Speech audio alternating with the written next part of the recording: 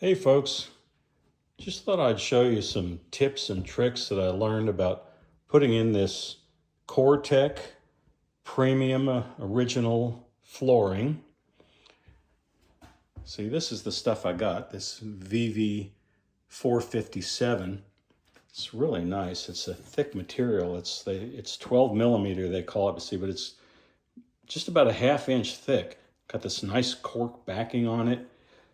It's really, really nice. I chose that because the way I'm laying this thing down is I'm just putting it right on the subfloor, no liner or anything, and I figured a nice thick panel is really going to make the floor stable and flat.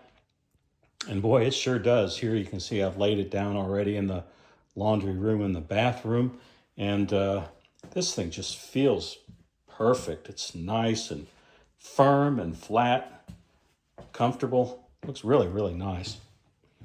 Anyway, when laying this stuff down, here's a couple things that I learned. Number one, you can actually lay this stuff in both directions. I know they tell you you're supposed to lay it down and then put the groove side into the tongue pieces and then work away from that. But it doesn't really matter. I mean, if you do it carefully, you can lay one section down, you can work in both directions. So if it helps you, like to keep parallel to both walls, you can do that. It's not really an issue. One thing I found was that you have to tap this thing into place to get it to lay flat.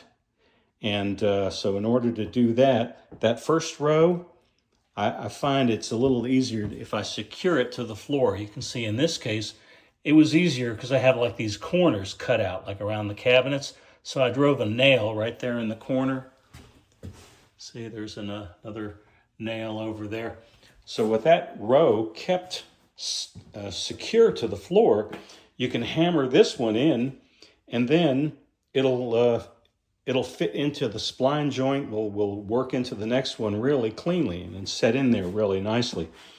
And after like a large field area like this is in, that's pretty stable and it won't move. So when you start working in the other direction, going like those few pieces over in there, you can hammer, start tapping in with a lot of firmness, and the big field is not going to move. It'll stay stable. Another thing I found out, they give you different methodologies and directions for how to put this thing together, which involve putting them in like one piece at a time, putting in one piece, then laying another piece in, sort of lifting it up, somehow joining it to the next piece, getting those two locked in, and then lifting both pieces up together to push them in so you can drop the thing down. I just found that to be really unwieldy. I tried it, but it didn't really work for me. So what I found that you can do is you can actually just assemble the rows. You lay these things flat, tilt the end sections down into place, and just assemble the whole row. Then what I do is I lift up the whole row. You see, just using like these setting blocks here. I just put them at a few points, that'll hold up the whole row in like a balanced way. Then I take the whole row and I just push that seam into place.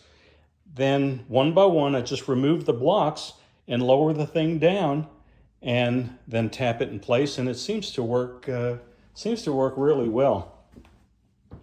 One thing I found though is that these joints where these two, the tongue and groove, where these planks join together, you got to be careful with this stuff because that tolerance where those things fit together is so tight that any little speck of dirt or debris or something that's like laying along the spline, that can mess up the joining of the two planks. So I make sure whenever I put these things together that on both planks, I take a little whisk broom and I brush out those joints all the way across. Make sure they're really nice and clean and are going to fit together. And another thing too, you probably will find is that there's some places you're going to find that there's some damage on these planks, and it's not it's not like really obvious or evident, you know. Like here's an example. Like here's a good plank down on the bottom. Here's a damaged one. See how it's kind of crushed? This material that makes up the splines, it's sort of, I mean, it's relatively hard, you know, because it does have to stay stable in order for these splines to, to grip each other when you do that locking sequence and hold the planks together securely, and it does that. But it's really very soft compared to these, upper material on the plank. And so when it gets bumped or something like that, you can see it's fairly easy for this stuff to crush. I don't know, the consistency of this material, of the spline, is, I want to say, the word that comes to mind is like spongy, although obviously it's much stiffer, it's much more dense and hard than like a kitchen sponge, but it has that kind of consistency, It's like it's really hard, but still it's easily cuttable with a knife. And you take a pair of pliers, let's say, you can, just with like some slow, even pressure, you can compress it, crush it. So it does lend itself to being repaired fairly easily. And there's a couple ways you can do it. You can like take a pair of pliers and you can try carefully to work it back into the place where it's supposed to be. And sometimes I do that, but another way I found out that it's like actually really a little easier is wherever you see that, wherever it's like starts getting out of line like that, where it's going to interfere with the spline from the other piece, is just take a razor knife and just shear that off.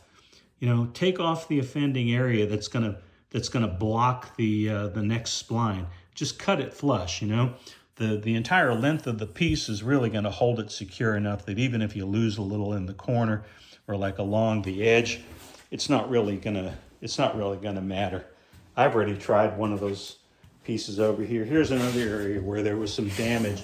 See, it was kind of crushed along the side, and I just took a razor knife and just flattened it out there. So the flat bottom of the spline that's going to fit into this groove is not going to get blocked by that stuff that's sort of buckled up when the thing was bumped and crushed.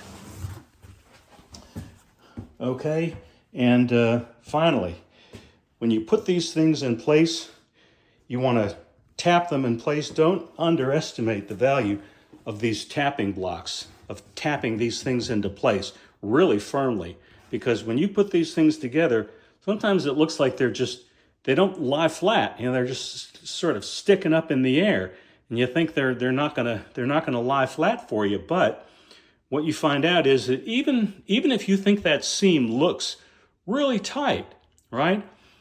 You take your tapping block, and here you want to keep a couple of them, right? Here's a tapping block with a groove that's used on the side of a board. It's got a tongue, and there's a tapping block that's got a tongue that would be used on the side of a board that's got a groove like that.